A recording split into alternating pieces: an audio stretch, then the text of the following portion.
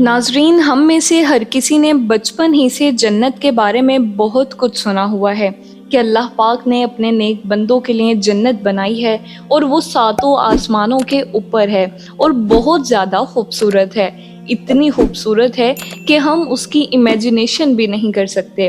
لیکن کیا آپ کو پتہ ہے کہ زمین پر بھی جنت بنانے کی کوشش کی گئی؟ جی ہاں، جو کہ 100% ناکام ہوئی۔ آج کی اس ویڈیو میں ہم اسی جنت کے بارے میں بات کریں گے، لہٰذا یہ بات یاد رکھیے کہ یہ وہ والی جنت آرائش اور آرام کی جگہ نہیں تھی، بلکہ یہ جنت معاذاللہ اللہ پاک سے مقابلے میں بنائی گئی تھی، جسے اللہ پاک نے عبرت کا مقام بنا دیا۔ ناظرین، یہ جنت خطۂ عرب میں ارم نامی علاقے میں 40 میل لمبی زمین پر بنائی گئی تھی، اور اس جنت کو بنانے والے شخص کا نام شداد تھا، اور اس کا مکمل نام شداد بن عاد تھا، اور یہ قوم عاد سے تعلق رکھتا تھا۔ شداد کا ایک اور بھائی بھی تھا جس کا نام شدید تھا۔ یہ دونوں بھائی بہت بڑی سلطنت کے بادشاہ تھے، اور انہوں نے پایہ تخت ملک شام کو بنایا ہوا تھا، اور یہ دونوں مل کر بادشاہت کیا کرتے تھے۔ شدید تقریباً 700 سال تک بادشاہت کر کے مر گیا۔ اس کے بعد شداد پوری سلطنت کا بادشاہ بن گیا، اور اس نے اپنی سیاست سے پوری دنیا کے بادشاہوں کو اپنے انڈر لے لیا، اور اس طرح تقریباً پوری دنیا پر شداد کا حکم چلنے لگا۔ شداد دن رات اپنی حکومت میں مصروف رہتا، اور اسے اپنے اور اپنی عوام کے دین اور ایمان کی کوئی پرواہ ہی نہیں تھی۔ اور یہ اللہ پاک کا قانون ہے کہ جب کوئی قوم گمراہ ہو جاتی ہے تو اللہ پاک اس قوم کی طرف اپنے نبی کو بھیجتا ہے تاکہ وہ ہدایت حاصل کرے۔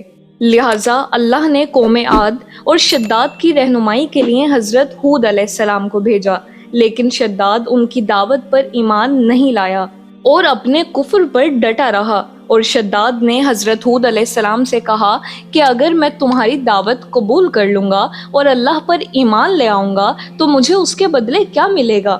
حضرت ہود علیہ السلام نے فرمایا، اگر تو ایمان لے آئے تو اللہ آخرت میں تجھے جنت عطا فرمائے گا اور تجھ پر اپنی رحمت نازل فرمائے گا۔ جب شداد نے یہ بات سنی تو بڑی بے باکی سے کہا کہ میں نے تمہارے خدا کی جنت کے بارے میں بہت کچھ سن رکھا ہے، اور میرے پاس بہت مال و دولت بھی ہے۔ میں اپنے لیے دنیا میں ہی ویسی جنت بنا لوں گا، اور میں وہاں پوری زندگی عیش و عشرت کروں گا۔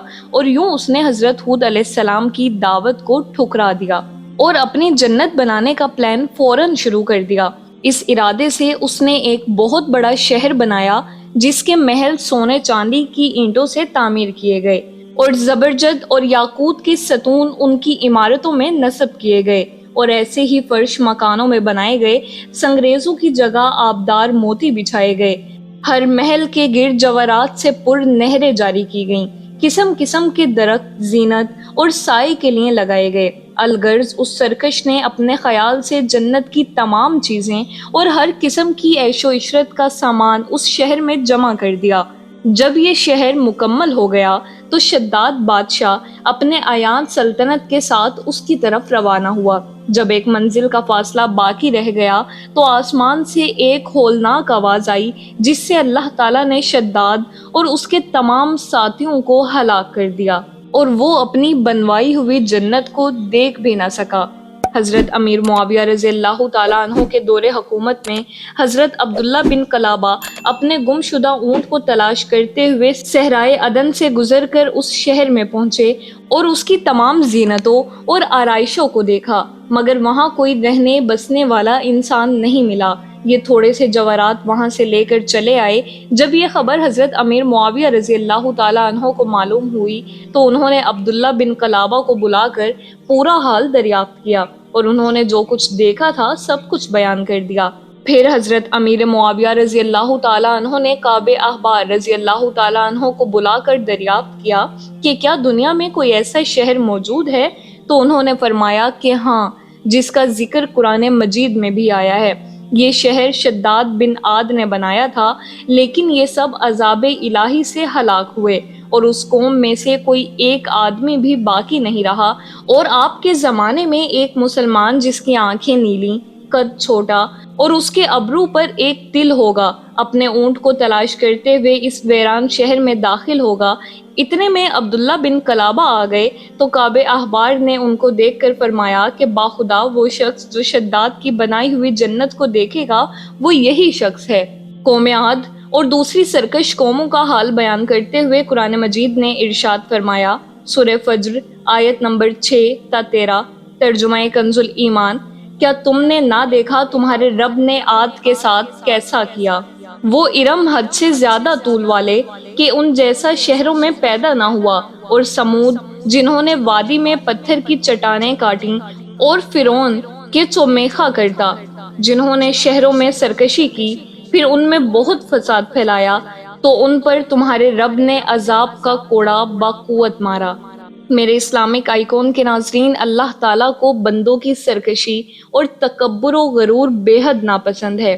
اس لیے خداوند قدوس کا دستور ہے کہ ہر سرکش اور متکبر قوم جس نے زمین پر اپنی سرکشی اور ظلم و عدوان سے فساد پھیلایا، اس قوم کو قہر الہی نے کسی نہ کسی عذاب کی صورت میں ظاہر ہو کر ہلاک اور برباد کر دیا۔ شداد اور قوم عاد کے دوسرے افراد سب اپنی سرکشی اور تکبر کی وجہ سے خدا کے مبغوض ٹھہرے، اور جب ان لوگوں کا تمرد اور ظلم و عدوان اس درجے بڑھ گیا کہ روئے زمین کا ذرہ ذرہ ان کے گناہوں اور بدعمالیوں سے بلبلا اٹھا، تو خداوند قہار و جبار کے عذابوں نے ان سب سرکشوں اور ظالموں کو تباہ و برباد کر کے صفحہ ہستی سے حرف غلط کی طرح مٹا دیا۔